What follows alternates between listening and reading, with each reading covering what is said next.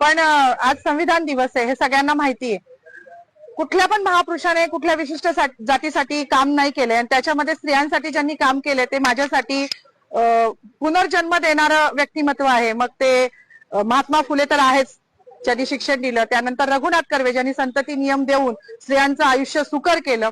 आणि तिसरे म्हणजे जे कायमच ज्यांना पिढ्यानपिढ्या त्यांचं ऋण फिटणार नाही असे डॉक्टर बाबासाहेब आंबेडकर, ज्यांनी हिंदू कोड बिल म्हणजे आज मला शोकांतिका आहे की मी जेव्हा जय भीमचा नारा लावला तेव्हा मला पोलीस स्टेशनला घेऊन येणारी जी महिला होती तिला पण म्हटलं, बाई आज तुझी वर्दी घालून मला घेऊन चालली ना पोलीस स्टेशनला, हे पण त्या बाबासाहेबांची कृपा आहे बरं तुझ्यावर.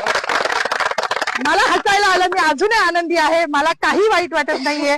माझी नोकरी, माझं प्रमोशन मला काहीच कळत नाही, कारण माझ्या बाबासाहेबांनी हिंदू कोड बिलाचा जो राजीनामा दिला होता तो माझ्यासारख्या महिलांसाठी दिला होता. त्यांना माहिती होतं का भविष्यात माधवी जाधव जन्माला येणार आहे नाशिकमध्ये आणि ती माझ्या अस्तित्वासाठी लढणार आहे, नव्हतं माहिती. पण आमचं अस्तित्व निर्माण व्हावं, आज ज्या बसल्या आहेत ना तिकडे मंत्रिमंडळात डोक्यावर पदर घेऊन निवडणुकीपुरत्या, त्या पण बाबासाहेबांच्या जीवावर बसल्या आहेत.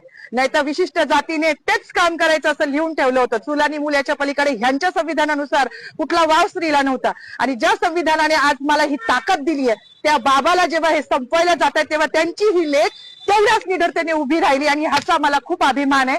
जास्त काही बोलणार नाही. गिरीश महाजनांनी जो बाबासाहेबांचा अपमान केला आहे तो भरून निघण्यासारखा नाही. म्हणजे त्यांच्या दृष्टिकोनातून पाप धुवायला आता कुंभमेळा येतोय, तिथे जरी त्यांनी नदीत आंघोळ केली तरी तो धुतला जाणार नाही, इतकं मोठं पाप त्यांनी केलेलं आहे. त्यांचं पाप जेव्हा संविधानाच्याच मार्गाने त्यांच्यावर ॲट्रॉसिटी दाखल होईल ना तेव्हाच ते धुतलं जाईल. एवढीच माझी मागणी की त्यांच्यावर ॲट्रॉसिटी दाखल करावी, अन्यथा ह्याच ठिकाणी मी उपोषण चालू करणार आहे. केलंच आहे असं समजा जोपर्यंत त्यांच्यावर ॲट्रॉसिटी दाखल